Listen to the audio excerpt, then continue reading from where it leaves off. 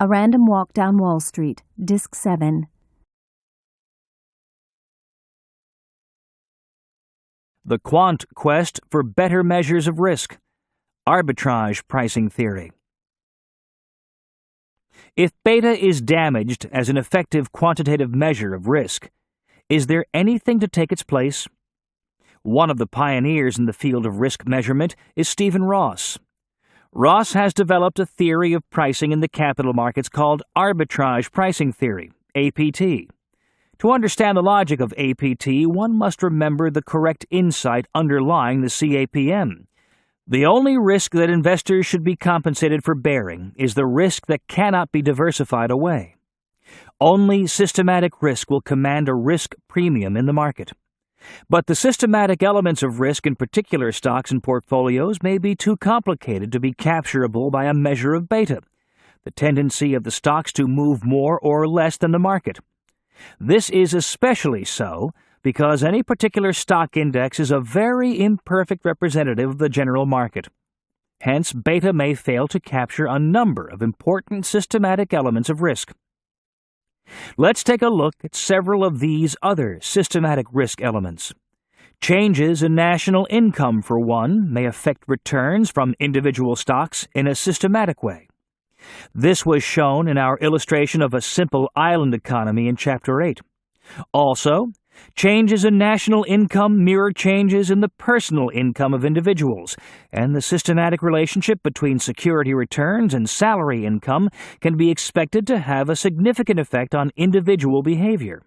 For example, the laborer in a GM plant will find a holding of GM common stock particularly risky, because job layoffs and poor returns from GM stock are likely to occur at the same time. Changes in national income may also reflect changes in other forms of property income and may therefore be relevant for institutional portfolio managers as well. Changes in interest rates also systematically affect the returns from individual stocks and are important non-diversifiable risk elements. To the extent that stocks tend to suffer as interest rates go up, equities are a risky investment, and those stocks that are particularly vulnerable to increases in the general level of interest rates are especially risky. Thus, some stocks and fixed income investments tend to move in parallel, and these stocks will not be helpful in reducing the risk of a bond portfolio. Because fixed income securities are a major part of the portfolios of many institutional investors, this systematic risk factor is particularly important for some of the largest investors in the market. Clearly, then, investors who think of risk in its broadest and most meaningful sense will be sensitive to the tendency of certain stocks to be particularly affected by changes in interest rates. Changes in the rate of inflation will similarly tend to have a systematic influence on the returns from common stocks. This is so for at least two reasons. First, an increase in the rate of inflation tends to increase interest rates and thus tends to lower the prices of some equities, as just discussed. Second, the increase in inflation may squeeze profit margins for certain groups of companies, public utilities, for example, which often find that rate increases lag behind increases in costs. On the other hand, inflation may benefit the prices of common stocks in the natural resource industries. Thus, again, there are important systematic relationships between stock returns and economic variables that may not be captured adequately by a simple beta measure of risk. Statistical tests of the influence on security returns of several systematic risk variables have shown somewhat promising results. Better explanations than those given by the CAPM can be obtained for the variation in returns among different securities by using, in addition to the traditional beta measure of risk, a number of systematic risk variables, such as sensitivity to changes in national income, in interest rates, and in the rate of inflation. Of course, the APT measures of risk are beset by some of the same problems faced by the CAPM beta measure. It's not yet certain how these new theories will stand up to more extensive examination. If, however, one wanted for simplicity to select the one risk measure most closely related to expected returns, the traditional beta measure would not be most analysts' first choice. In my own work with John Cragg, the best single risk proxy turned out to be the extent of disagreement among security analysts' forecasts for each individual company. Companies for which there is a broad consensus with respect to the growth of future earnings in dividends seem to be considered less risky and hence have lower expected returns than companies for which there is little agreement among security analysts. It's possible to interpret this result as contradicting modern asset pricing theory, which suggests that individual security variability per se will not be relevant for valuation. The dispersion of analysts' forecasts, however, may actually serve as a particularly useful proxy for a variety of systematic risks. Although we still have much to learn about the market's evaluation of risk, I believe it's fair to conclude that risk is unlikely to be captured adequately by a single beta statistic, the risk measure of the CAPM. It appears that several other systematic risk measures affect the valuation of securities. In addition, as will be indicated in the next chapter, there's some evidence that security returns are related to size. Smaller firms tend to have higher rates of return. And also to price-earnings multiples. Firms with low PEs tend to produce higher returns. And price-book value ratios, stocks that are cheap relative to their book values, tend to earn higher total returns. Indeed, Fama and French now propose a three-factor model of risk including beta, size, and price-to-book ratio. All three of these measures may be effective proxies for systematic risk. Whether individual risk plays any role at all in the valuation process is still, however, an open question. My results with Cragg can be interpreted as showing that individual security variability does play a role in the valuation process. This would not be hard to explain. Because of transactions and information costs, a large number of individual portfolios may not be diversified. Individuals own a significant fraction of all NYSE stocks, and an even larger fraction of stocks traded on other exchanges. Thus, these security holders might well be concerned with the variability of individual stocks. Even well-diversified institutional investors may worry about the behavior of individual stocks when they must report to finance committees the breakdown of their performance results over the preceding period. It's not easy for investment managers to explain to supervisory committees why they bought stock in companies like Enron and WorldCom, which later went bankrupt. Still, there's a powerful argument on the other side.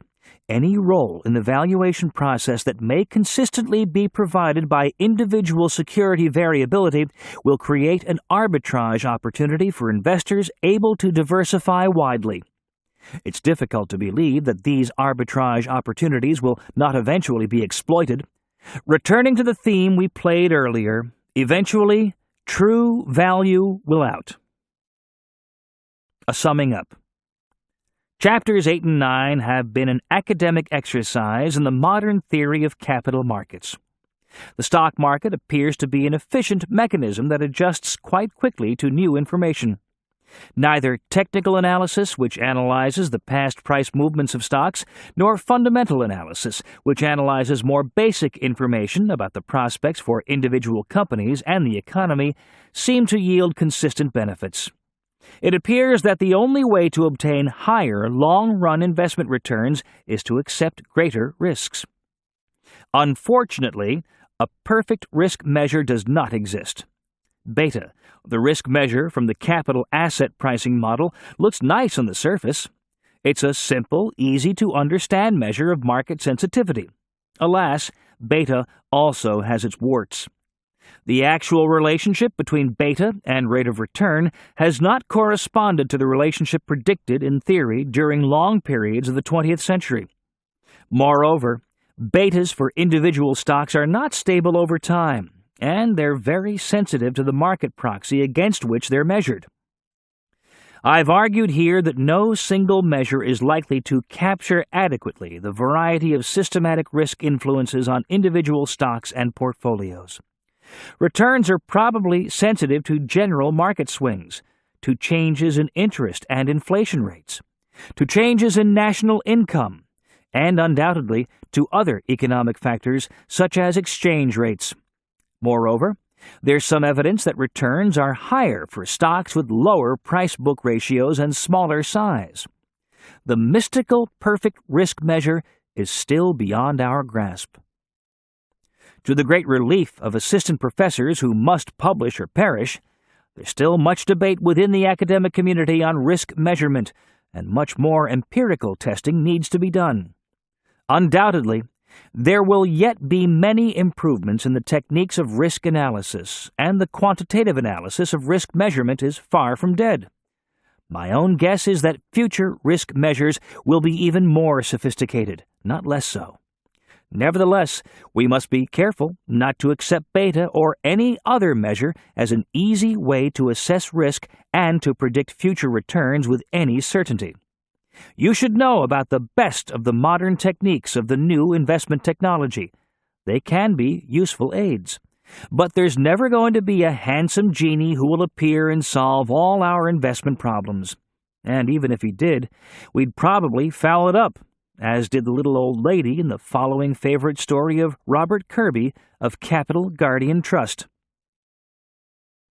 She was sitting in her rocking chair on the porch of the retirement home when a little genie appeared and said, "I've decided to grant you 3 wishes. The little old lady answered, "Buzz off, you little twerp. I've seen all the wise guys I need in my life." The genie answered, "Look, I'm not kidding. This is for real. Just try me." She shrugged and said, "Okay, turn my rocking chair into solid gold." When in a puff of smoke he did it, her interest picked up noticeably. She said, "Turn me into a beautiful young maiden." Again, in a puff of smoke, he did it. Finally, she said, "Okay, for my 3rd wish, turn my cat into a handsome young prince." In an instant, there stood the young prince, who then turned to her and asked, "Now aren't you sorry you had me fixed?"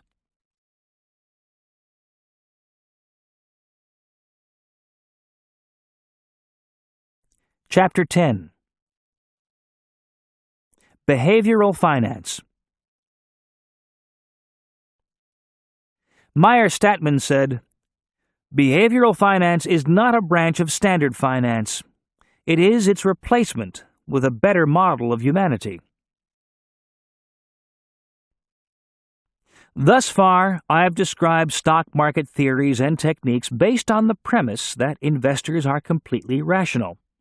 They make decisions with the objective of maximizing their wealth and are constrained only by their tolerance for bearing risk. Not so, declares a new school of financial economists who came to prominence in the early part of the 21st century. Behavioralists believe that many, perhaps even most, stock market investors are far from fully rational. After all, think of the behavior of your friends and acquaintances, your fellow workers and your supervisors, your parents, and, dare I say, spouse? Children, of course, are another matter. Do any of these people act rationally? If your answer is no, or even sometimes no, you'll enjoy this journey down the less than rational byways of behavioral finance. Efficient market theory, modern portfolio theory, and various asset pricing relationships between risk and return are all built on the premise that stock market investors are rational. As a whole, they make reasonable estimates of the present value of stocks, and their buying and selling ensures that the prices of stocks fairly represent their future prospects. By now it should be obvious that the phrase, "as a whole," represents the economist's escape hatch. That means they can admit that some individual market participants may be less than rational. But they quickly wriggle out by declaring that the trades of irrational investors will be random and therefore cancel each other out without affecting prices. And even if investors are irrational in a similar way, efficient market theory believers assert that smart, rational traders will correct any mispricings that might arise from the presence of irrational traders. Psychologists will have none of this economic claptrap. 2 in particular, Daniel Kahneman and Amos Tversky, blasted economists' views about how investors behave and, in the process, are credited with fathering a whole new economic discipline called behavioral finance. The two argued quite simply that people are not as rational as economic models assume. Although this argument is obvious to the general public and non-economists, it took over 20 years for it to become widely accepted in academia. Tversky died in 1996, just as it was gaining increased credibility. 6 years later, Kahneman won the Nobel Memorial Prize in Economic Sciences for the work. The award was particularly notable in that it was not given to an economist. Upon hearing the news, Kahneman commented, "The prize is quite explicitly for joint work, but unfortunately there is no posthumous prize." Though the insights expounded by Kahneman and Tversky affected all social sciences dealing with the process of decision-making, they had a particularly strong impact on economics departments and business schools across the country. Imagine a whole new field in which to publish papers, give lectures for hefty fees, and write graduate theses.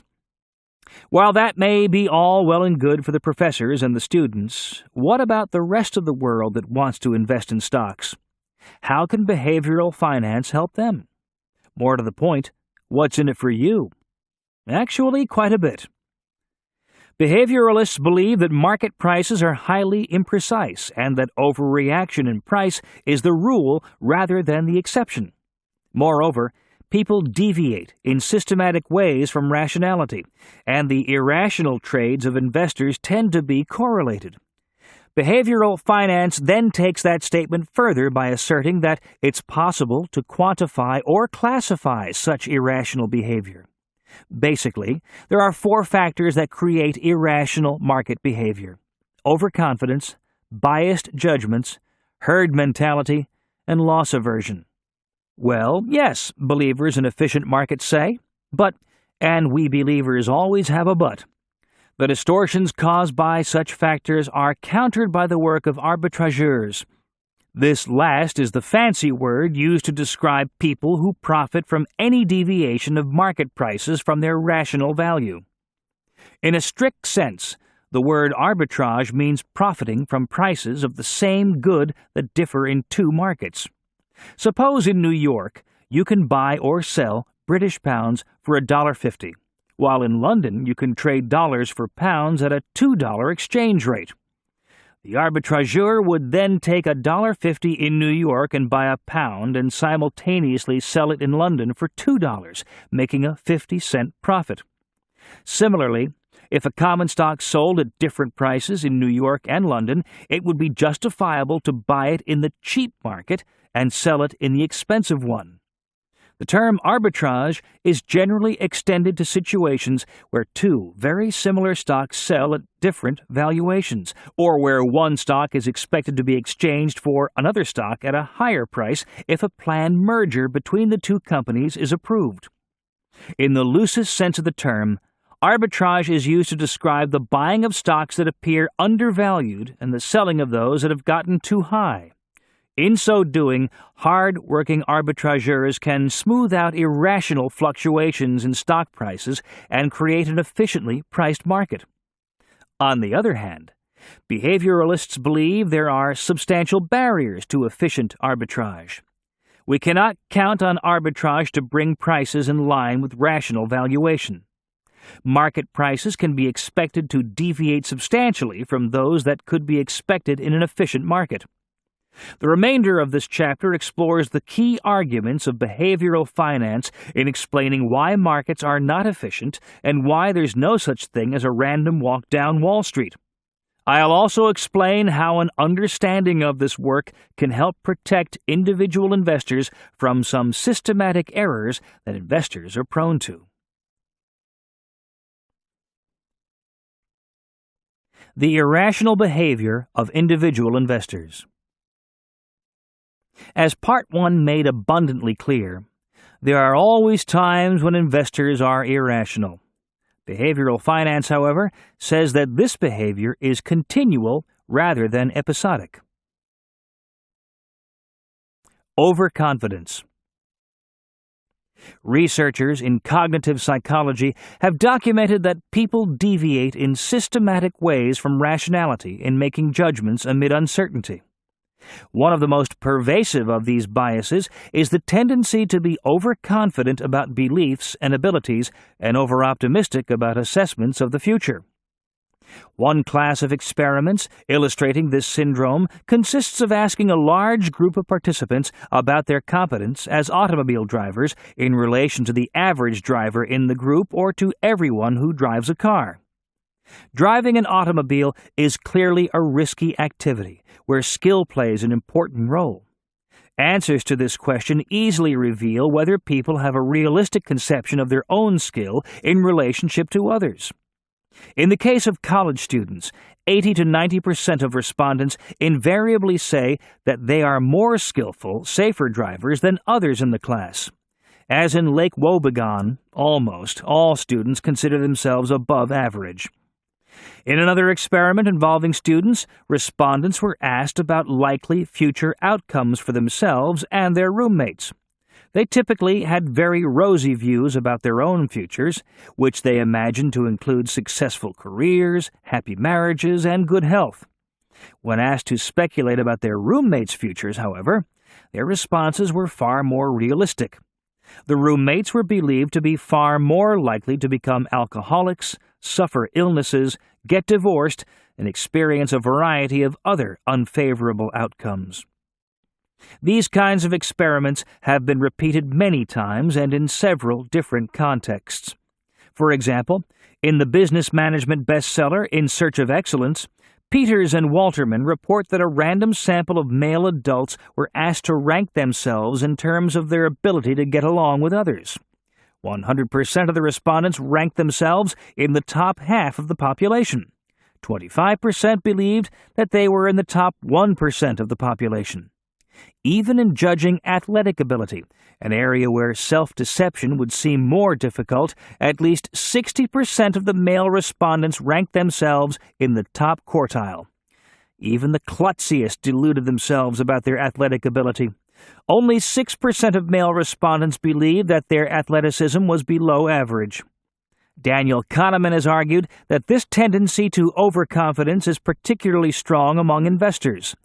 More than most other groups, investors tend to exaggerate their own skill and deny the role of chance.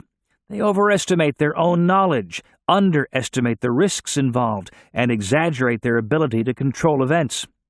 Kahneman's tests show how well investors' probability judgments are calibrated by asking experimental subjects for confidence intervals. He asks a question such as the following.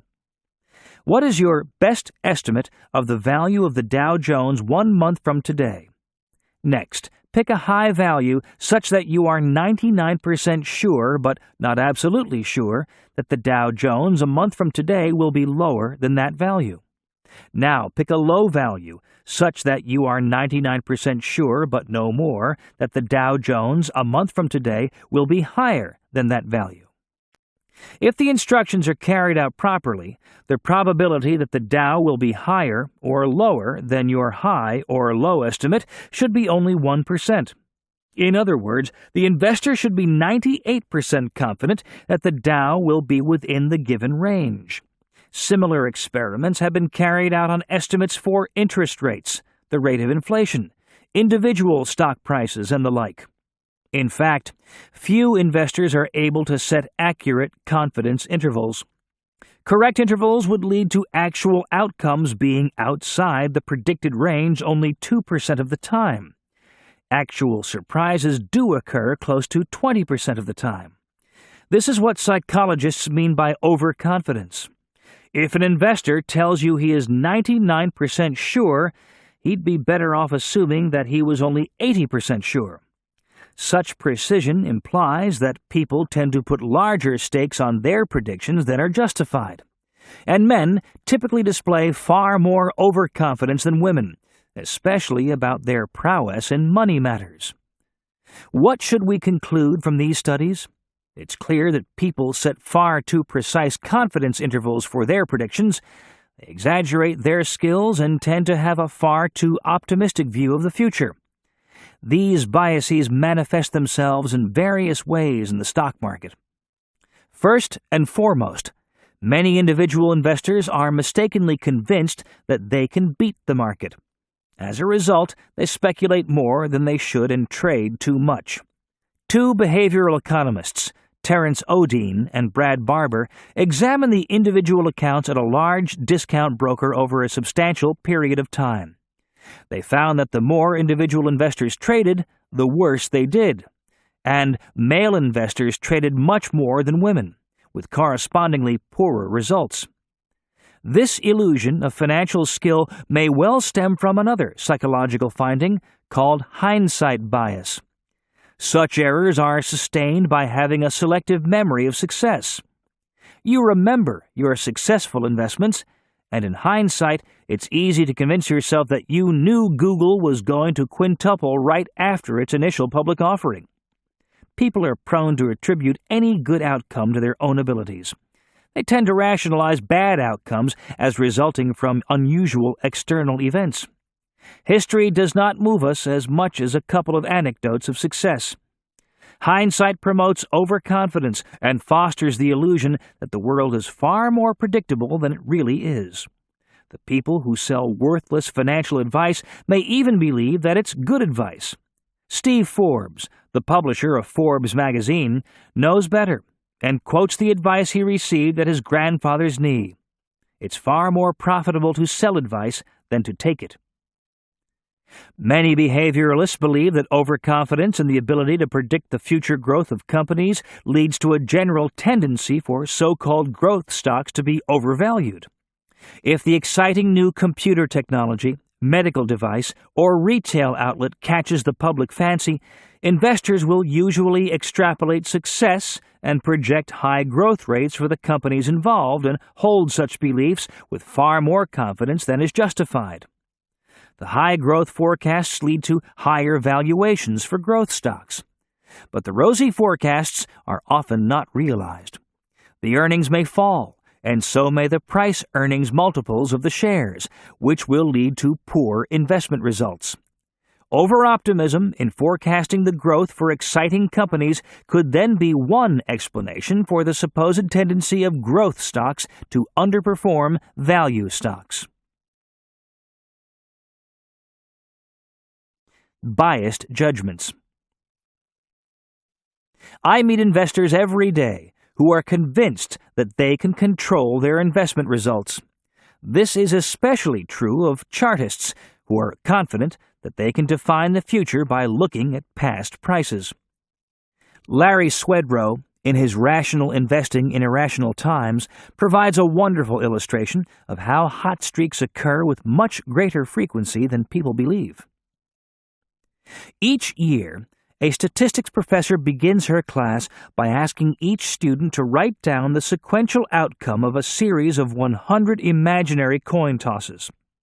One student, however, is chosen to flip a real coin and chart the outcome. The professor then leaves the room and returns in 15 minutes with the outcomes waiting for her on her desk. She tells the class that she'll identify the one real coin toss out of the 30 submitted with just one guess. With great persistence, she amazes the class by getting it correct. How does she perform this seemingly magical act? She knows that the report with the longest consecutive streak of H for heads or T for tails is highly likely to be the result of the real flip. The reason is that when presented with a question like which of the following sequences is more likely to occur, HHHHHTTTTT or HTHTHTHTHT, despite the fact that statistics show that both sequences are equally likely to occur, the majority of people select the latter more random outcome. They thus tend to write imaginary sequences that look much more like HHT, THTH, TTT than HHH, TTT, HHHH.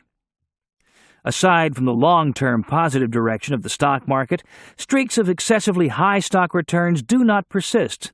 They're typically followed by lower future returns. There's reversion to the mean. Similarly, the laws of financial gravity also operate in reverse. At least for the stock market as a whole, what goes down eventually comes back up. Yet, each era's conventional wisdom typically assumes that unusually good markets will get better, and unusually bad markets will get worse.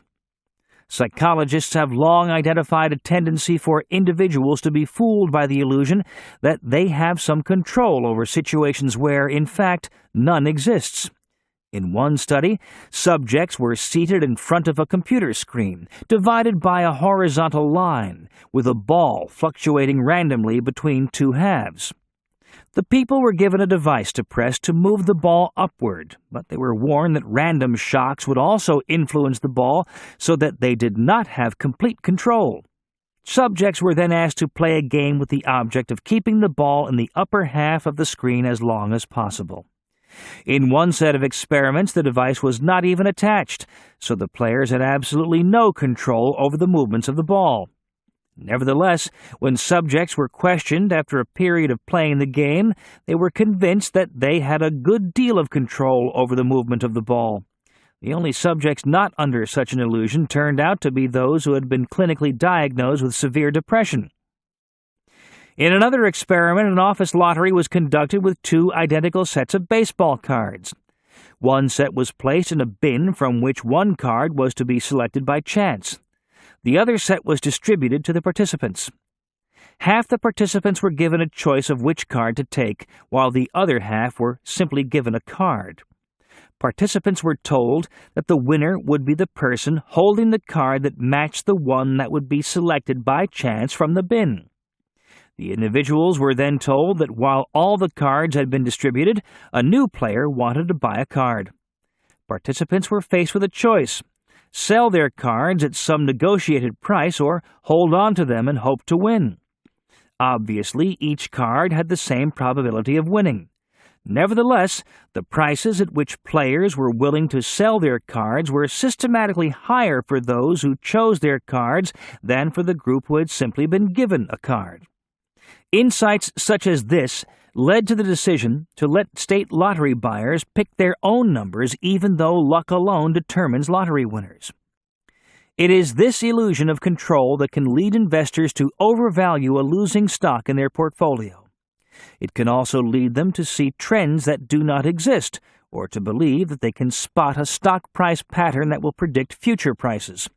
In fact, despite considerable efforts to tease some form of predictability out of stock price data, the development of stock prices from period to period is very close to a random walk, where price changes in the future are essentially unrelated to changes in the past. Biases and judgments are compounded, get ready for some additional jargon, by the tendency of people mistakenly to use similarity or representativeness as a proxy for sound probabilistic thinking. A famous Kahneman and Tversky experiment best illustrates this heuristic. Subjects are shown the following description of Linda. Linda is 31 years old, single, outspoken, and very bright. She majored in philosophy. As a student, she was deeply concerned with issues of discrimination and social justice, and also participated in anti-nuclear demonstrations. Subjects were then asked to rate the relative likelihood that 8 different statements about Linda were true. 2 of the statements on the list were, Linda is a bank teller, and Linda is a bank teller and is active in the feminist movement. Over 85% of subjects judged it more likely that Linda was both a bank teller and a feminist than that she was a bank teller. But this answer is a violation of a fundamental axiom of probability theory, the conjunction rule. The probability that somebody belongs to both Category A and Category B is less than or equal to the probability that she belongs to Category A alone. Obviously, few respondents had learned much probability theory. The description of Linda made her seem like a feminist, so being a bank teller and a feminist seems a more natural description, and thus more representative of Linda than simply being a bank teller. This experiment has been replicated many times with naive and sophisticated subjects, including those who had backgrounds in probability but who had not studied all its nuances. Kahneman and Tversky came up with the term representative heuristic to describe this finding. Its application leads to a number of other biases in judgment. For example, the underuse of base rate probabilities. One cardinal rule of probability, Bayes' law, tells us that our assessment of likelihood that someone belongs to a particular group should combine representativeness with base rates, the percentage of the population falling into various groups. In everyday English, this means that if we see somebody who looks like a criminal, seems to represent our idea of a criminal type, our assessment of the probability that he's a criminal also requires knowledge about base rates, that is, the percentage of people who are criminals. But in experiment after experiment, subjects have been shown to underuse the knowledge of base rates when making predictions. Arcane as this may all seem, the representative heuristic is likely to account for a number of investing mistakes, such as chasing hot funds or excessive extrapolation from recent evidence. Herding. In general, research shows that groups tend to make better decisions than individuals. If more information is shared, and if differing points of view are considered, informed discussion of the group improves the decision-making process. The wisdom of crowd behavior is perhaps best illustrated in the economy as a whole by the free market price system. A variety of individual decisions by consumers and producers leads the economy to produce the goods and services that people want to buy. Responding to the forces of demand and supply, the price system guides the economy through Adam Smith's invisible hand to produce the correct quantity of products. As communist economies have discovered to their dismay, an all-powerful central planner cannot possibly achieve any semblance of market efficiency in deciding what goods to produce and how resources should be allocated. Similarly, millions of individual and institutional investors, by their collective buying and selling decisions, produce a tableau of stock market prices that appear to make one stock just as good a buy as another. And while market forecasts of future returns are often erroneous, as a group they appear to be more correct than the forecasts made by any individual investor. Most active portfolio managers must hold their heads in shame when their returns are compared with the results of investing in a low-cost, broad-based equity index fund. As all listeners of this book recognize, the market as a whole does not invariably make correct pricing decisions. At times, there's a madness to crowd behavior, as we've seen from 17th-century tulip bulbs to 21st-century Internet stocks. It is this occasional pathological crowd behavior that's attracted the attention of behavioral finance. One widely recognized phenomenon in the study of crowd behavior is the existence of groupthink. Groups of individuals will sometimes reinforce one another into believing that some incorrect point of view is, in fact, the correct one. Surely, the wildly over-optimistic group forecasts regarding the earnings potential of the Internet and the incorrect pricing of new economy stocks during early 2000 are examples of the pathology of herd behavior.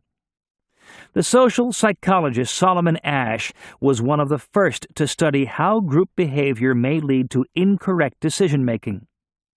During the 1950s, Asch conducted a famous laboratory experiment in which a group of participants was asked to answer a simple question that any child could answer correctly. The subjects were shown two cards with vertical lines. The card on the left showed one vertical line. The subjects were asked which line on the card on the right was the same length as the line on the first card. 7 subjects participated in a series of such questions. But Asch added a diabolical twist to the experiment. In some of the experiments, he recruited 6 of the 7 participants to deliberately give the wrong answer and to do so before the 7th participant had a chance to express an opinion. The results were astonishing.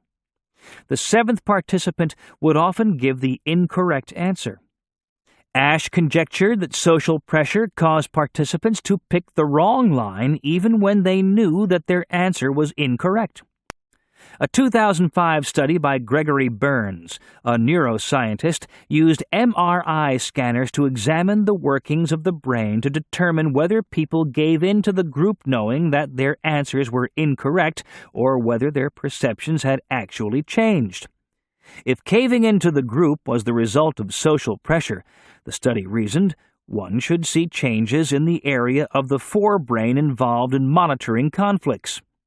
But if the conformity stemmed from actual changes in perception, one would expect changes in the posterior brain areas dedicated to vision and spatial perception. In fact, the study found that when people went along with the group in giving wrong answers, activity increased in the area of the brain devoted to spatial awareness. In other words, it appeared that what other people said actually changed what subjects believed they saw. It seems that other people's errors actually affect how someone perceives the external world. In another study, social psychologists put a single person on a street corner and asked him to look up at an empty sky for 60 seconds. The psychologists then observed that a tiny fraction of the pedestrians on the street stopped to see what the person was looking at, but most simply walked past. Then the psychologists put 5 people on the corner looking at the sky. This time, 4 times as many people stopped by to gaze at an empty sky. When the psychologists put 15 people on the corner looking at the sky, almost half of the passers-by stopped. Increasing the number of people looking skyward increased the number of gazing pedestrians even more. Clearly, the Internet bubble of the 1999-early 2000 period provides a classic example of incorrect investment judgments leading people to go mad in herds.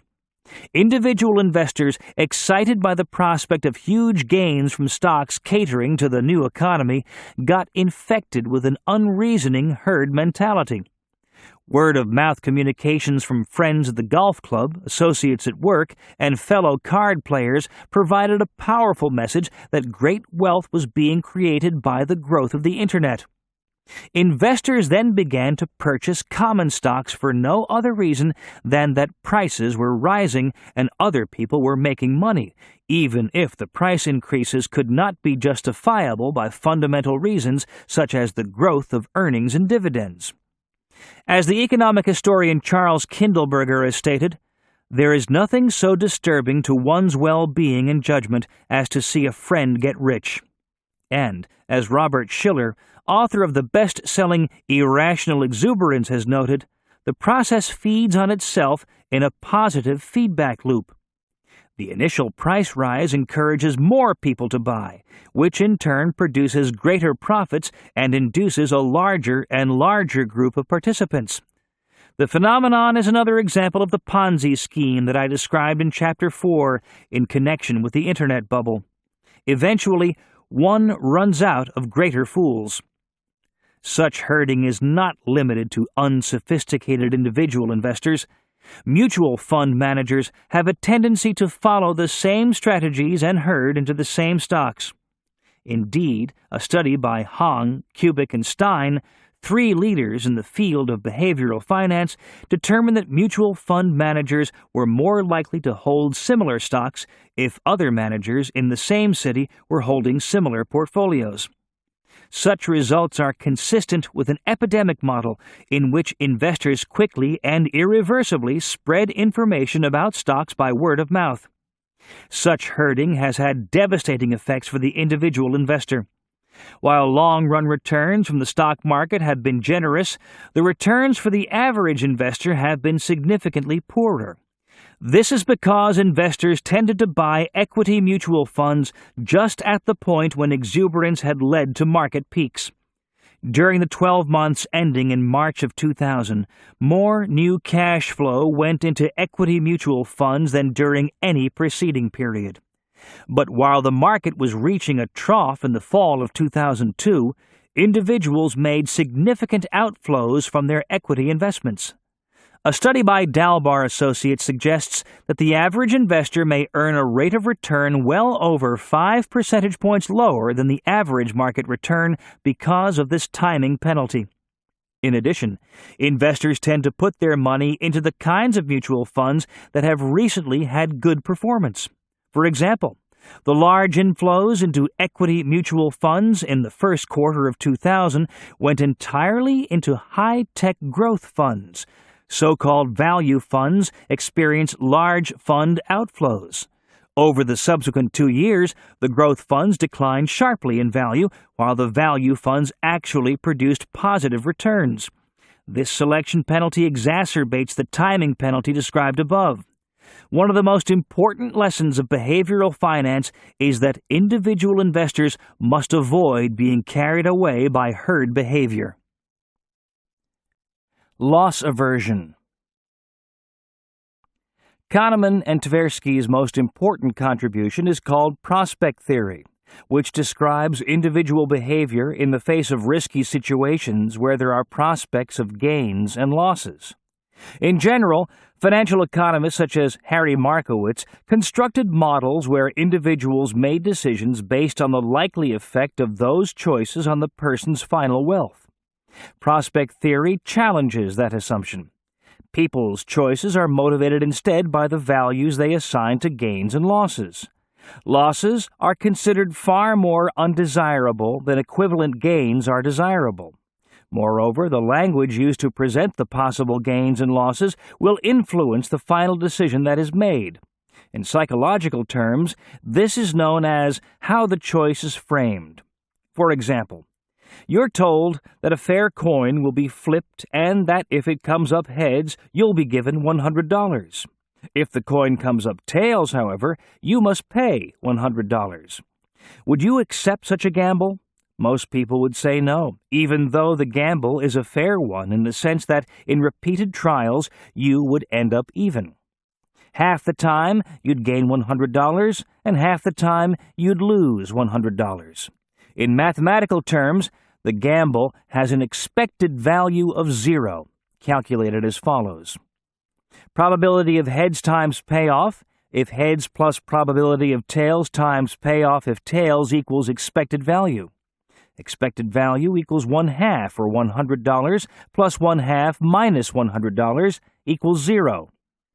Kahneman and Tversky then tried this experiment with many different subjects, varying the amount of the positive payoff to test what it would take to induce people to accept the gamble.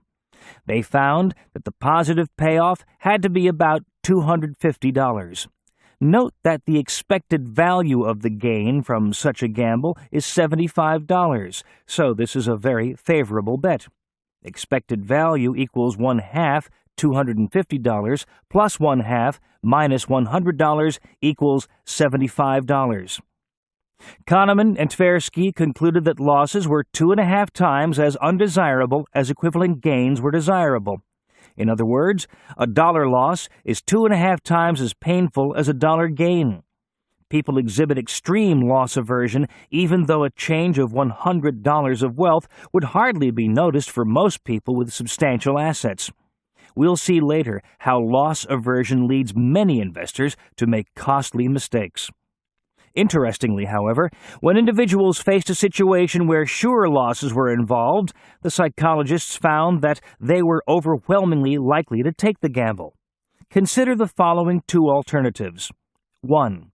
A sure loss of $750. 2. A 75% chance to lose $1,000 and a 25% chance to lose nothing. Note that the expected values of the 2 alternatives are the same.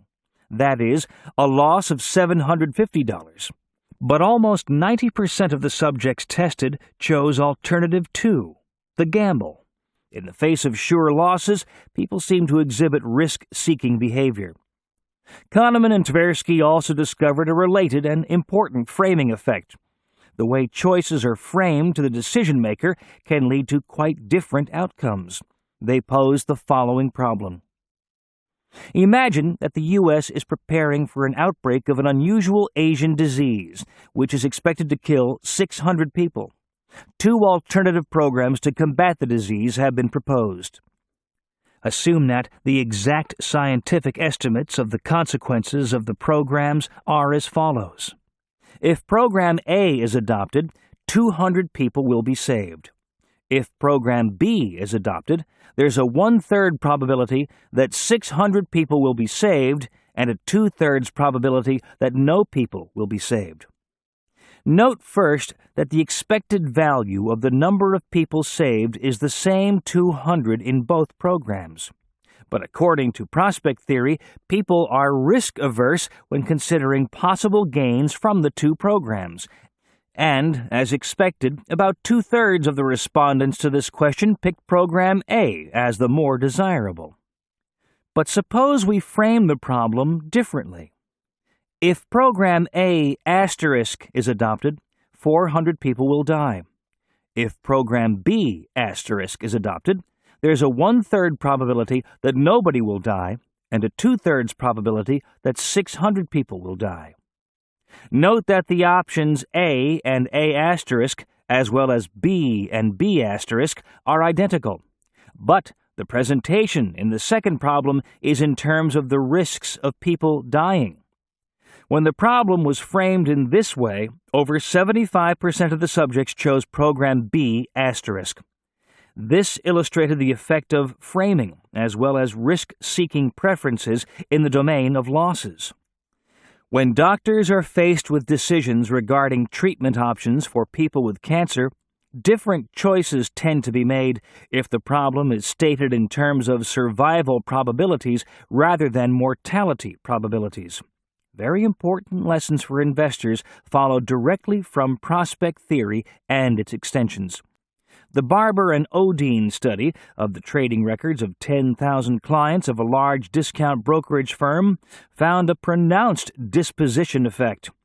There was a clear disposition among investors to sell their winning stocks and to hold on to their losing investments. Selling a stock that has risen enables investors to realize profits and build their self-esteem. If they sold their losing stocks, they would realize the painful effects of regret and loss, which prospect theory tells us hurt much more than could be offset by equivalent gains. This reluctance to take losses is clearly non-optimal, according to rational investment theory, and stupid in common sense terms. Selling stocks with gains outside tax-advantaged retirement accounts involves paying capital gains taxes. Selling stocks on which losses have been realized involves reducing taxes on other realized gains or a tax deduction, up to certain limits. Even if the investor believed that his losing stock would recover in the future, it would pay to sell the stock and purchase a stock in the same industry with similar prospects and risk characteristics. A similar reluctance to take losses appears to be evident in the residential housing market. When house prices are rising, the volume of sales rises and houses tend to sell quickly at asking prices or higher. During periods of falling prices, however, sales volumes decline and individuals let their homes sit on the market for long periods of time with asking prices well above market prices. Extreme loss aversion helps explain sellers' reluctance to sell their properties at a loss. Prospect theory also helps explain why many people refuse to join a 401k savings plan at work, even when their company matches their contributions. If one asks an employee who has become used to a particular level of take-home pay to increase his allocation to a retirement plan by $1, he'll view the resulting deduction, even though it's less than $1 because contributions to retirement plans are deductible from taxable income up to certain generous amounts, as a loss of current spending availability. Individuals weigh these losses much more heavily than gains. As we have seen, losses tend to hurt more than twice as much as gains give pleasure. When this loss aversion is coupled with the difficulty of exhibiting self-control, the ease of procrastinating, and the ease of making no changes, status quo bias, it becomes, as psychologists teach us, perfectly understandable why people tend to save too little. Two suggestions have been made to overcome people's reluctance to save. The first is to overcome inertia and status quo bias by changing the framing of the choice. We know that if we ask employees actively to sign up for a 401k savings plan, many will decline to join. But if the problem is framed differently, so that one must actively opt out of the savings plan, participation rates will be much greater. Corporations that frame their 401k savings plans with an automatic enrollment feature, where a conscious decision must be made to fill out an opt-out declaration, have far higher participation rates than do plans where employees must actively opt into the plan. Another brilliant enticement has been developed by the economists Richard Thaler and Shlomo Bernartzi. Some employees will decline to save even with plans that have automatic enrollment because they can barely make ends meet with their current salary. The essence of the Thaler-Bernartzi Save More Tomorrow plan is to have employees commit in advance to allocate a portion of any salary increases toward retirement savings. If employees join the plan, their contribution to their retirement savings plan is increased, beginning with the first paycheck after a raise. This feature mitigates the perceived loss aversion of a cut in take-home pay. The contribution rate continues to increase on each scheduled raise until it reaches the maximum tax-deductible amount allowed by law. In this way, inertia and status quo bias work toward keeping people in the plan. The employee is allowed to opt out of the plan at any time. Thaler and Bernartzi first implemented their plan in 1998 at a mid-sized manufacturing company. The company was suffering from low participation in its savings retirement plan at the time. The Save More Tomorrow plan proved to be very popular. More than 3/4 of the employees of the firm agreed to join. In addition, over 80% of those employees stayed with it through subsequent pay raises. Even those who withdrew did not reduce their contribution rates to the original levels. They merely stopped the future increases from taking place. Thus, even these workers were saving significantly more than they had been before joining the plan. The limits to arbitrage. Thus far, we've considered the cognitive biases that influence investors and therefore security prices. The actions of individual investors are often irrational, or at least not fully consistent with the economist's ideal of optimal decision-making. In perhaps the most pathological case, individuals appear to go mad in herds and bid some categories of stocks to unreasonable heights. Since the errors of irrational investors do not cancel out, but often reinforce each other, how can stocks be efficiently priced? Believers in efficient markets rotely state that arbitrage will make the market efficient even if many individual investors are irrational. Arbitrageurs, such as professional Wall Street traders and hedge fund managers, are expected to take offsetting positions, such as selling overpriced stocks short and buying underpriced ones, so that any mispricing caused by irrational investors is quickly corrected. Rational traders are expected to offset the impact of behavioral traders. Thus, the second major pillar on which some behavioralists rest their case against efficient markets is that such arbitrage is severely constrained. Behavioralists believe that important limits to arbitrage exist that prevent out-of-whack prices from being corrected. Suppose irrational investors cause an oil company security to become overpriced relative to both its fundamental value and its peer oil companies. Arbitrageurs can simply sell the overpriced security short and buy a similar substitute oil company security. Thus, the arbitrageur is hedged in the sense that favorable or unfavorable events affecting the oil industry will influence both companies. A rise in the price of oil that makes the shorted security rise will make the arbitrageur's long position rise as well. But this kind of arbitrage is extremely risky. Suppose the overpriced security reports some unusually good news, such as a significant oil strike that was not anticipated.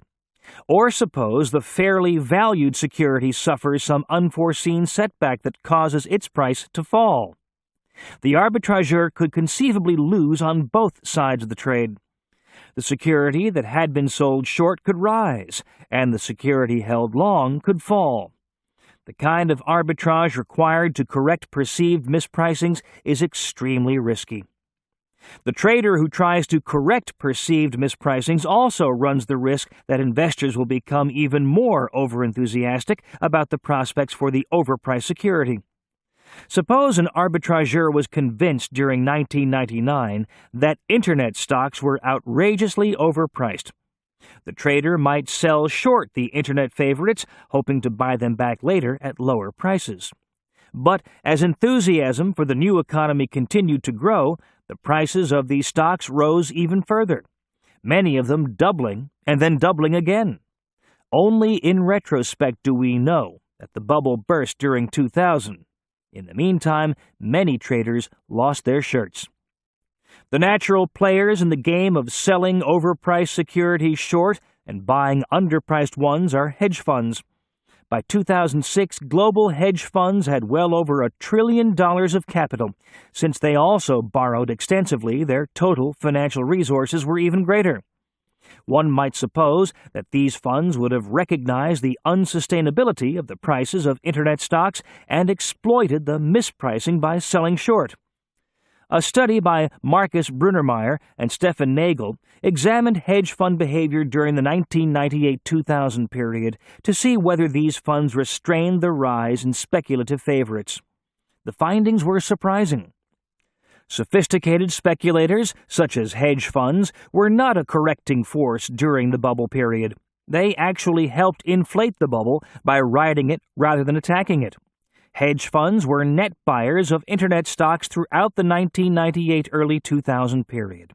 Their strategy reflected their belief that contagious enthusiasm and herding of unsophisticated investors would cause the mispricing to grow.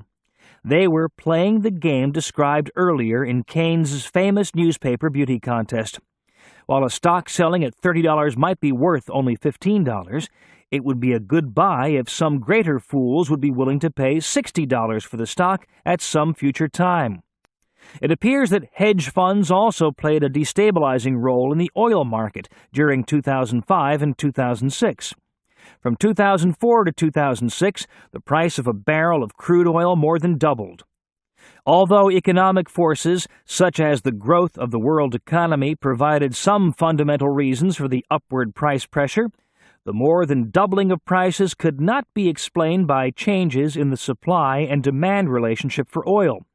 It appears that speculative activity, especially by hedge funds, helped fuel the advance. And the few hedge funds that went short in the oil futures market experienced substantial losses. It's clear that arbitrage trades to correct a perceived price bubble are inherently risky. And there are also times when short selling is not possible or at least severely constrained. Typically in selling short, the security that is shorted is borrowed in order to deliver it to the buyer. If, for example, I sell short 100 shares of IBM, I must borrow the securities to be able to deliver them to the buyer. I must also pay the buyer any dividends that are declared on the stock during the period I hold the short position. In some cases, it may be impossible to find stock to borrow, and thus it's technically impossible even to execute a short sale. In some of the most glaring examples of inefficient pricing, technical constraints on short selling prevented arbitrageurs from correcting the mispricing. Arbitrages may also be hard to establish if a close substitute for the overpriced security is hard to find. For an arbitrage to be effective, there must be a similar, fairly priced security that can be bought to offset the short position and that can be expected to rise if some favorable event occurs that influences the whole market or the sector to which the security belongs. One of the best examples used by behavioralists to show that market prices can be inefficient is the case of two identical shares that do not trade at identical prices. Royal Dutch Petroleum and Shell Transport are considered Siamese twin companies. These companies agreed in 1907 to form an alliance and to split their after-tax profits, 60% for Royal Dutch, 40% for Shell. In an efficient market, the market value of Royal Dutch should always be 1.5 times as great as the market value of Shell. In fact, Royal Dutch has often traded at a premium to Shell of up to 20%. In efficient markets, the same cash flows ought to sell at equivalent valuations.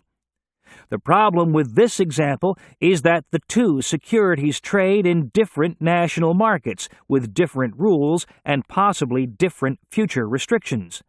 But even if Royal Dutch and Shell were considered equivalent in all respects, the arbitrage between the two securities would be inherently risky.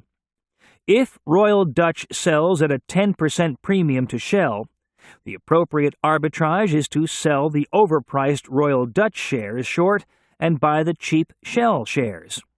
The arbitrage is risky, however. An overpriced security can always become more overpriced, causing losses for the short seller. Bargains today can become better bargains tomorrow.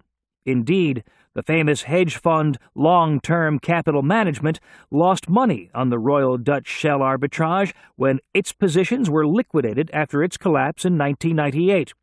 It's clear that one cannot rely completely on arbitrage to smooth out any deviations of market prices from fundamental value. What are the lessons for investors from behavioral finance? Night owls like myself often watch the late-night TV shows. One of the funnier bits from David Letterman's show is the segment Stupid Pet Tricks, where pet owners have their animals perform all manner of dumb antics. Unfortunately, investors often act very much like the owners and pets on the TV show, and it isn't funny. They are overconfident, get trampled by the herd, harbor illusions of control, and refuse to recognize their investment mistakes. The pets actually look smart in comparison. We've just seen how various aspects of human behavior influence investing. In investing, we are often our worst enemy. As Pogo put it, we have met the enemy, and it is us. An understanding of how vulnerable we are to our own psychology can help us avoid the stupid investor delusions that can screw up our financial security. There's an old adage about the game of poker. If you sit down at the table and can't figure out who the sucker is, get up and leave because it's you. These insights about investor psychology can keep you from being the patsy. Charles Ellis, a longtime observer of stock markets and author of the brilliant investing book Winning the Loser's Game, observes that in the game of amateur tennis, most points are won not by adroit plays on your part, but rather by mistakes on the part of your opponent. So it is in investing. Ellis argues that most investors beat themselves by engaging in mistaken stock market strategies rather than accepting the passive buy-and-hold indexing approach recommended in this book. The way most investors behave, the stock market becomes a loser's game. How easy it was in early 2000 when the tech stock you bought moved persistently higher to convince yourself that you were an investment genius. How easy it was then to convince yourself that chasing the last period's best-performing mutual fund was a sure strategy for success. And for the few who gave up their jobs during the bubble to engage in day trading, how exhilarating it was to buy a stock at 10 a.m. and find that it had risen 10% by noon. All of these strategies ended in disaster. Frequent traders invariably earn lower returns than steady buy-and-hold investors. The first step in dealing with the pernicious effects of our behavioral foibles is to recognize them. Bow to the wisdom of the market. Just as the tennis amateur who simply tries to return the ball with no fancy moves is the one who usually wins, So does the investor who simply buys and holds a diversified portfolio comprising all of the stocks that trade in the market. Don't be your own worst enemy. Avoid stupid investor tricks. If you want to buy individual stocks on your own, here are the most important insights from behavioral finance. 1. Avoid herd behavior. Behavioral financial economists understand the feedback mechanisms that lead investors to follow the crowd. When internet stocks were consistently rising, it was hard not to get swept up in the euphoria, especially when all your friends were boasting of their spectacular stock market profits. A large amount of literature documents the pervasiveness of the influence of friends on one's investment decisions. Robert Shiller and John Pound surveyed 131 individual investors and asked what had drawn their attention to the stock they had most recently purchased. A typical response was that a personal contact, such as a friend or relative, had recommended the purchase. Harrison Hong, Jeffrey Kubik, and Jeremy Stein provided more systematic evidence as to the importance of friends in influencing investors' decisions. They found that social households, those who interact with their neighbors or attend church, are substantially more likely to invest in the market than non-social households, controlling for wealth, race, education, and risk tolerance. Any investment that has become a topic of widespread conversation is likely to be especially hazardous to your wealth. It was true of gold in the early 1980s, as the price roared above $800 an ounce. Of Japanese real estate and stocks in the late 1980s, as the Nikkei stock index climbed close to the 40,000 level, and of Internet-related stocks in the late 1990s and early 2000, as the NASDAQ index crossed the 5,000 level. Invariably, the hottest stocks or funds in one period are the worst performers in the next. And just as herding induces investors to take greater and greater risks during periods of euphoria, so the same behavior often leads many investors simultaneously to throw in the towel when pessimism is rampant. The media tend to encourage such self-destructive behavior by hyping the severity of market declines and blowing the events out of proportion to gain viewers and listeners. Even without excessive media attention, large market movements encourage buy and sell decisions that are based on emotion rather than on logic. A study by Dalbar Associates shows that because of bad timing, the typical mutual fund investor earns a rate of return from the stock market far below the returns that would be earned by simply buying and holding a market index fund. This is because investors tend to put their money into mutual funds at or near market tops when everyone is enthusiastic, and to pull their money out at market bottoms when pessimism reigns. At the market trough in the fall of 2002, investors pulled their money out. This is what is called the timing penalty. Then there's the selection penalty. At the peak of the market in early 2000, money flowed into growth-oriented mutual funds, typically those associated with high technology and the Internet, and flowed out of value funds, those funds holding old economy stocks that sold at low prices relative to their book values and earnings. Over the next 3 years, the value funds provided generous positive returns to their investors, and growth funds declined sharply. During the third quarter of 2002, after an 80% decline in the high-peak NASDAQ index, there were large redemptions out of growth funds. Chasing today's hot investment usually leads to tomorrow's investment freeze. This ends Disc 7.